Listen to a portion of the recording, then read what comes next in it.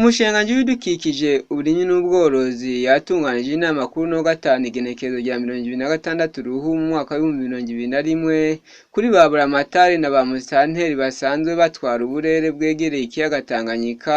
hamwe n'abasanzwe bafise inyubako canke amatongo bisanzwe biri hafi y'ikiyaga Tanganyika. Mu ijambo ryiwe Deogide Rurema aramenyesha ubutumwa bwari buri mu iyo nama. Ubutumwa bukomeye nuko bwa mbere ibintu bijanye n'ihindagurika ry'ibihe ari ukuri haba ku isi haba muri Afurika eka mbere n'aha mu gihugu cacu. Ibi bikaba vyerekanwa n'ukuntu ikiyaga cagiye amazi yo mu kiyaga Tanganyika yagiye araduga. Ica kabiri nuko ubundi butumwa bukomeye nuko ibi ego niko bijanye n'ihindagurika ry'ibihe ariko n'abantu baragize ico babikozeko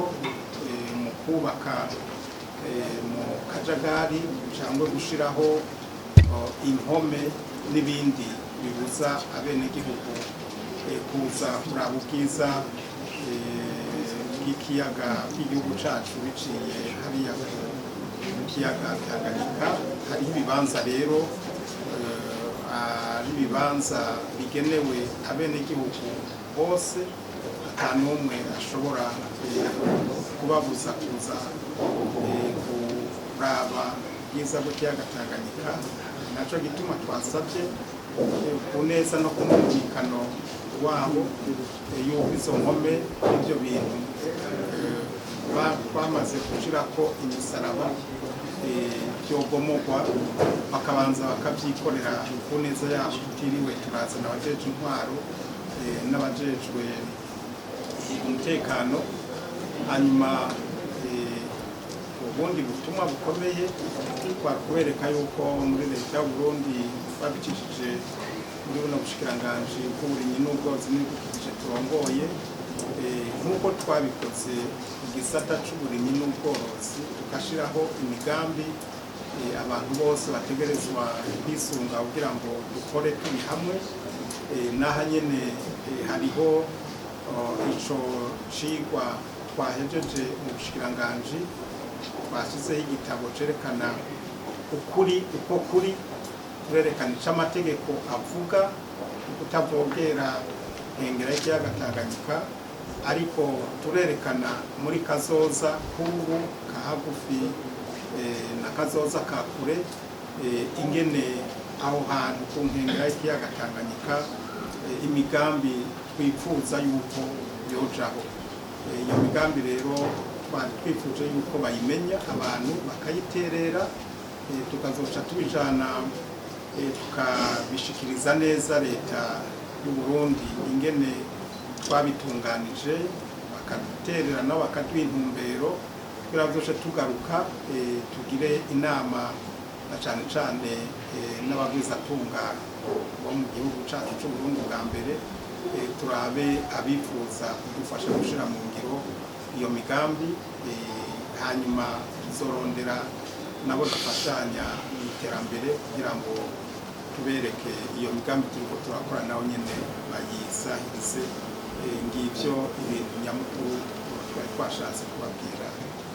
muri ino nama twatunganije. Mu bafashe amajambo bashimiye leta biciye mu bushikiranganji bw'ibidukikije uburimyi n'ubworozi kuba biyumviye gukoresha inama kuko ngo ikiyaga Tanganyika kirageramiwe n'abubaka bakivogereye bati harakwiye gufatwa ingingo zihuta mu ntumbero yo kugikingira. Jeco nashaka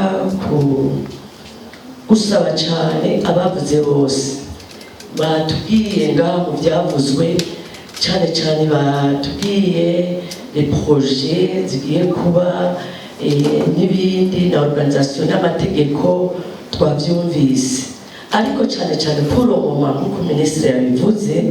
pour le moment turi muri nibaza turi muri temps d'intervention kuko tugeze habi amaprojet n'ibindi reka mwabivuze uko yavuze etape par etape bazoza baradukoranya tuze turi biravansa ariko pour le moment nk'ubu uyu muprofeseri yavuze n'abajya ku byerekeye environnement n'ukuri n'uyu muri ntuze le chef de littoral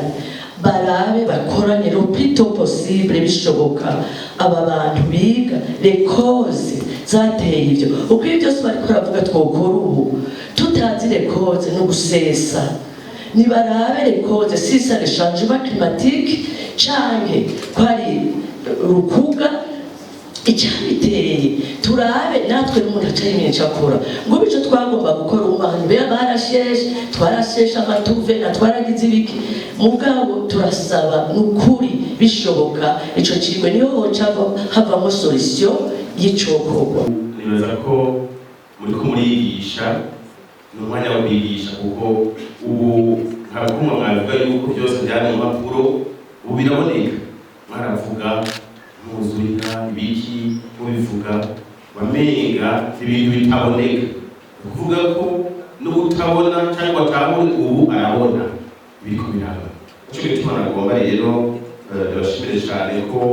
ubu nta kindi gisigaye gufata ingingo kuko nitutafata ingingo ubu tubona imihana nko mu Rumonge mu ntara ya Rumonge turafise imihana irenga 1200 yataye izamu kubera Tanganyika nahone mu bisagara bitatu mu Gitaza Imagara hamwe no mu Rumonge cyane cyane mu Kanyengo abantu 1200 rero harageze rero ko mufata ingingo musaba apui leta kabasutena kugira ngo ingingo zifatwe ilifa kurututu kugira ngo amategeko abandanye yubahirizwa muvyerekeye kubaka cyangwa kuvogera ikiyaga ca Tanganyika. Eka no mushyamwe yapeye barashima igikorwa cy'umushiranganje w'ibidukikije uburimyi n'ubworozi butoyije mapiri. Ikiyaga Tanganyika nkuko tubibona kuri umushikanganje mu byasiguye yatweretse yuko ikiyaga Tanganyika kigatunganya ku buryo bwa kijambere kugira ngo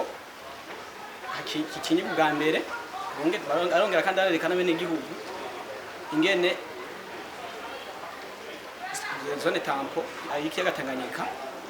ingene kuye gutunganya ico cyambere twagishimye kubona ubushikanganje bwatunganije icyo gikorwa cyo gutunganya ikiyaga Tanganyika nkuko tubisaba n'abasanzwe bafasha ubushikanganje bw'ibidukikije uburimyi n'ubworozi mishyamwe apeye dusanzwe cyambere twadufasha gukingira icyo kiyaga Tanganyika n'inzuzi zitembera muri icyo kiyaga Tanganyika hariho umugambi icyo twise projet pour la stabilisation des rives et rivières zisojeta mu kiyaga Tanganyika nyene mu kuzikingira ku nkengera zago muyo mugambi rero nawo nyene wo gukingira izo nzuzi tuzoshika mu kiyaga Tanganyika rero Tanganyika ntitwayibagira kuko ico kiyaga cyambere dufise nga mu Burundi niyo mpamvu tugiye kugerageza twese tutavata kiretse shira hamwe cyangwa leta n'abene igihugu bafashe gukingira ikiyaga Tanganyika. Mwomenya ko inama nk'izo zigiye kubandanya zikorwa mu ntumbero yo gutorera inyishu ibibazo bihanze ikiyaga Tanganyika.